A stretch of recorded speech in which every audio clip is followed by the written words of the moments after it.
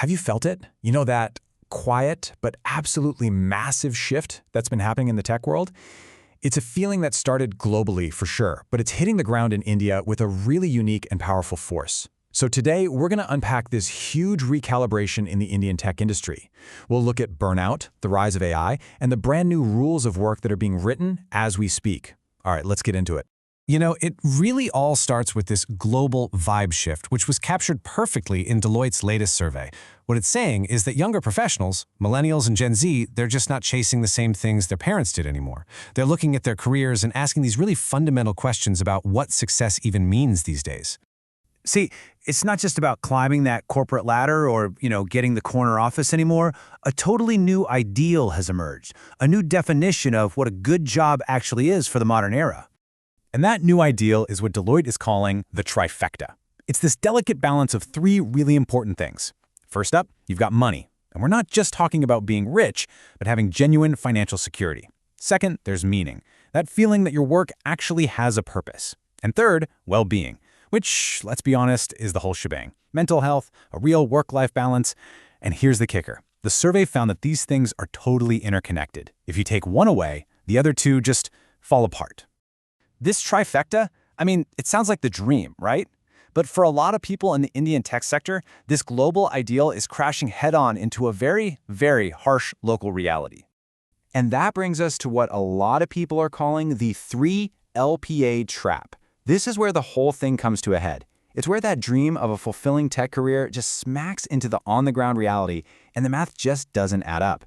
And this, right here, illustrates the disconnect perfectly. On the one hand, you have the job description, demanding a rock star or a ninja developer, sometimes with impossible asks, like 6 years of experience for a technology that's only 4 years old. Then, on the other hand, you get the offer, 3 lakhs per annum. In a place like Bangalore or Hyderabad, that's not a salary. Someone on a podcast actually called it a subscription to poverty. And this massive gap, it creates a culture of resume inflation, where everybody feels like they have to exaggerate just to get their foot in the door. And this feeling of being undervalued, it comes from the very top. Just listen to this user from the Developers India subreddit talking about their experience after 9 interviews with Google India. The process just left them feeling drained, disillusioned, and they basically concluded that even the biggest names can feel like a fancy la-la company. You can just feel the frustration in that post. So beyond the low pay and the frustrating interviews, you've got this crushing lack of job security. This story from a Flipkart employee is, it's chilling. A top-performing teammate got laid off and within hours was digitally erased from the company. Wiped from the sprint board, the Teams group, like they never even existed. It just highlights this brutal, dehumanizing side of the industry that makes that whole well-being part of the trifecta feel completely impossible. But look, these aren't just feelings or a few isolated anecdotes. This is a quantifiable crisis, and the numbers behind the burnout are absolutely staggering. Okay, let's start with the hours. A stunning 72% of Indian IT professionals are working more than the legal 48-hour weekly limit. That's nearly 3 out of every 4 people. And the result of all those extra hours? 83%. A huge, overwhelming majority report that they are actively experiencing burnout. And this isn't just being tired, right? This is a state of chronic exhaustion. So what happens when you combine those two things? People leave. Estimates are suggesting a massive wave of attrition, up to 2.2 million IT workers leaving their jobs by early 2026. This isn't a brain drain, it's a burnout exodus. So what's driving all this? Well, the sources point to a few key things. There's the always-on culture, where you're just expected to respond at all hours. There's the time zone tax, where you're basically living on US time from a desk in India. And then there's the rise of digital panopticons. That's a fancy name for surveillance software that tracks your every single click. It's a perfect storm for burnout. Now, you'd think AI would be the solution to all this, right? A tool to finally ease the burden. But it's created a whole new kind of pressure, this bizarre paradox, where the very tool that promised to help has become part of the problem. And that's left every single developer asking themselves the same fundamental question. Is this technology my assistant, or is it my replacement? The answer, as it turns out, is pretty complicated.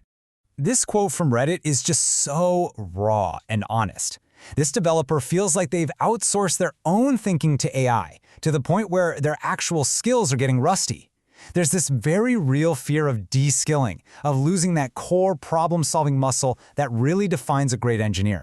And this table really just clarifies that whole AI paradox. It lays out the promise versus the reality. So on one side, the promise was, hey, AI will handle all the boring code, it'll free you up for creative work.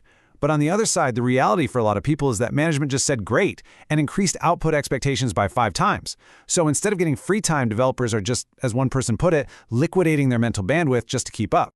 So, with all this pressure, how do you actually survive and thrive in this new world? Well, the whole narrative is shifting away from pure execution towards something much more strategic. It's all about recalibrating your own value. What's emerging is this really clear 3-step path forward. First, you have to acknowledge that the burnout is real and it's systemic. Second, you got to identify the specific skills that are actually in high demand right now. And third, you need to reframe your value. You're not just a coder anymore, you're a strategist. So what are those skills? Well, they're less about writing thousands of lines of code and more about high-level thinking. We're talking about prompt engineering and LLM strategy. So managing the AI, not just using it. Cross-functional coordination, being that person who can translate between the tech team and the business side. And risk and compliance management, which is going to be huge as AI regulations get tighter. At the end of the day, it all boils down to this. The ground is shifting under everyone's feet. The value is moving away from the person who can write code the fastest, and it's moving toward the person who can design the system, critically review the AI's output, and oversee the entire strategy. Look, this isn't some apocalyptic story about the end of tech jobs. Not at all. It's a story about evolution. The developer rule isn't going away, but it is changing profoundly. So the only real question left is, are you changing with it?